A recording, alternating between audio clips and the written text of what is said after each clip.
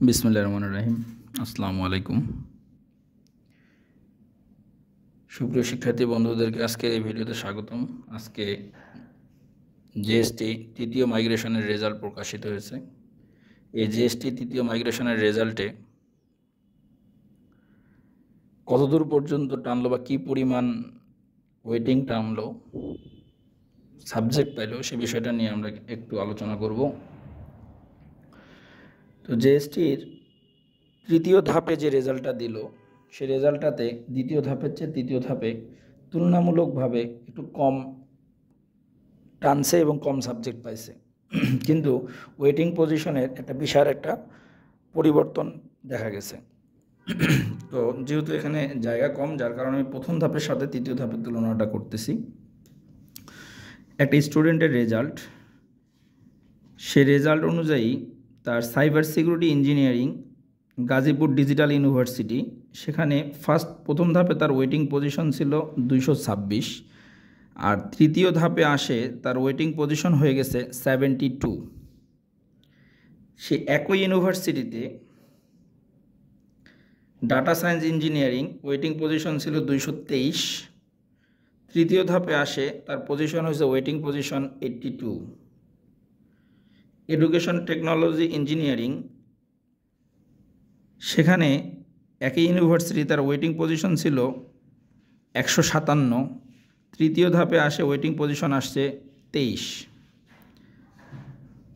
Mass communication and journalism Begum Rokeya university, তার first ছিল waiting position 391, এখন তার ওয়েটিং পজিশন 47। এখানে ওই ইউনিভার্সিটিটার কাছাকাছি যে ওয়েটিংটা, সেটা আমি নিয়ে এখানে কথা বললাম। তার মানে এই স্টুডেন্টটার এই 4টা সাবজেক্টের মধ্যে একটা সাবজেক্ট পরের ধাপে ইনশাল্লাহ আসবে। তো এই বিষয়টা নিয়ে মূলত দেখানোর উদ্দেশ্যে এই কয়েকটা সাবজেক্ট নিয়ে আমি দেখাইলাম যে ওয়েটিং পজিশন প্রথম ধাপ থেকে তৃতীয় ধাপে কতটা আগায় গেছে। আর দ্বিতীয় ধাপ যদি মাঝখানে বিবেচনা করি, তাহলে তুলনামূলকভাবে প্রথম ধাপ দ্বিতীয় ধাপে যে ওয়েটিং পজিশন আগাইছে তার চেয়ে কিন্তু কম পরিমাণে আগাইছে। বাট প্রথম ধাপ থেকে তৃতীয় ধাপে এই যে মাঝখানে দ্বিতীয় ধাপ, এই ধাপ অতিক্রম করার পরে খেয়াল করে দেখেন ওয়েটিং পজিশন কতটা পরিবর্তন আসছে। এর পরের যে ধাপটা রেজাল্ট দিবে সেটা চতুর্থ ধাপ। এই চতুর্থ ধাপটা হয়তো চূড়ান্ত ভর্তির নোটিশ করতে পারে। চূড়ান্ত ভর্তি বলতে বোঝানো হচ্ছে যে যে যে সাবজেক্টের জন্য সিলেক্টেড হয়েছে সেখানে কমপ্লিটলি ভর্তি। তার মানে এখন পর্যন্ত ভর্তি বাতিল করার একটা সুযোগ ছিল, কিন্তু চূড়ান্ত ভর্তি পরীক্ষায় একেবারেই ভর্তি হওয়ার পরে তার ভর্তি বাতিল করার কোনো সুযোগ থাকবে না আর কি। তো সেক্ষেত্রে হয়তোবা এই ওয়েটিং পজিশনটা আরও অনেকটা আগায় যাবে। এরপরে চূড়ান্ত ভর্তি কমপ্লিট হওয়ার পরে আমাদের চতুর্থ ধাপ কমপ্লিট হওয়ার পরে আমাদের আসন ফাঁকা থাকার সাপেক্ষে হয়তো পঞ্চম ধাপে ভর্তি নেবে, নয়তো বা গণবিজ্ঞপ্তি বা প্রত্যেকটা ইউনিভার্সিটি ইন্ডিভিজুয়ালি তাদের একটা ওয়েটিং লিস্ট টাঙ্গায় ভর্তি কার্যক্রম পরিচালনা করবে। সেটা যে কোনো একটা সিদ্ধান্ত তারা নিতে পারে। তো এই ক্ষেত্রে দুশ্চিন্তার কোনো কারণ নাই। যারা এরকম ওয়েটিং লিস্টের কাছাকাছি আছে ইনশাল্লাহ তারা সাবজেক্ট পাবে। তবে একটা কথা মাথায় রাখতে হবে, সেটা হলো এই ইউনিট মানে বিজ্ঞান ইউনিটের জন্য এই ওয়েটিং লিস্টটা হলো কিন্তু খুবই আশা জাগাবে যে সে একটা সাবজেক্ট কিন্তু পাবে। কিন্তু যারা বিশেষ করে আর্টসে এবং কমার্সে আসো, তোমাদের ক্ষেত্রে এই ওয়েটিং লিস্ট কিন্তু আশা জাগানোর মতো তেমন কিছু না। কারণটা হলো আর্টস এবং কমার্সের ক্ষেত্রে মাইগ্রেশনে খুব একটা বেশি কিন্তু টানে নাই, আর টানেও না। সাধারণত দেখা গেছে যে আগে দ্বিতীয় মাইগ্রেশন থেকে তৃতীয় মাইগ্রেশন আগাইছে ধরো যে 1 বা 2 বা সর্বোচ্চ 5 পজিশন আগাইছে।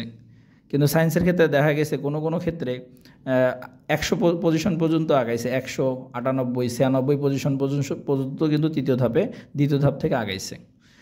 অতএব যারা আর্টস এবং কমার্সে আসো তারা এরকম ওয়েটিং পজিশনে যদি থাকো, তাহলে সৃষ্টিকর্তার কাছে চাও যদি কিছু হয়। আর সায়েন্সের ক্ষেত্রে এরকম ওয়েটিং পজিশন যদি তোমরা থাকো তাহলে চিন্তা করার কোনো কারণ নাই, সৃষ্টিকর্তার কাছে চাও, দোয়া করো, ইনশাল্লাহ একটা সাবজেক্ট তোমরা কিন্তু পাবা। অতএব তৃতীয় ধাপের রেজাল্টের পরে মোটামুটি একটা স্টুডেন্ট বুঝতে পারবে সে সাবজেক্ট পাবে কি পাবে না, জিএসটিতে আদৌ সাবজেক্ট পাবে কি পাবে না। এটা এখন বোঝাটা খুব ইজি। আর চূড়ান্ত ভর্তির পরে একেবারে বোঝাটা খুব ইজি না, মোর ইজি। অতএব নিজের ওয়েটিং পজিশনটা নিজেরাই যখন দেখবা, দেখার পরেই বুঝতে পারবা যে আসলে আমার ওখানে সাবজেক্ট পাওয়া যাবে কি যাবে না। এই কারণে তোমাদের প্রত্যেকটার স্ক্রিনশট নিয়ে রাখবা। তার দ্বিতীয় ধাপের, প্রথম ধাপের, তৃতীয় ধাপের স্ক্রিনশট নিয়ে রাখবা, নিয়ে নিজেরাই কম্পেয়ার করবা।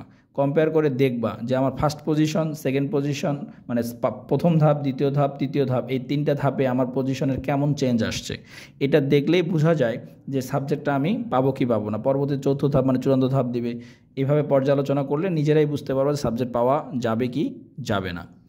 তো আজকে তৃতীয় মাইগ্রেশনের রেজাল্ট দিছে, তার একটা নমুনা ভিডিও করার চেষ্টা করলাম যে ও কেমন ওয়েটিং থেকে টানছে। আশা করি আজকের ভিডিও থেকে তোমরা যে জিনিসটা আমি বোঝানোর চেষ্টা করছি যে ওয়েটিং পজিশনটা একটা বড় ধরনের পরিবর্তন হয়, যত সামনে যাবে তত পরিবর্তন আসবে, সেটা হয়তো বা বুঝছো তোমরা।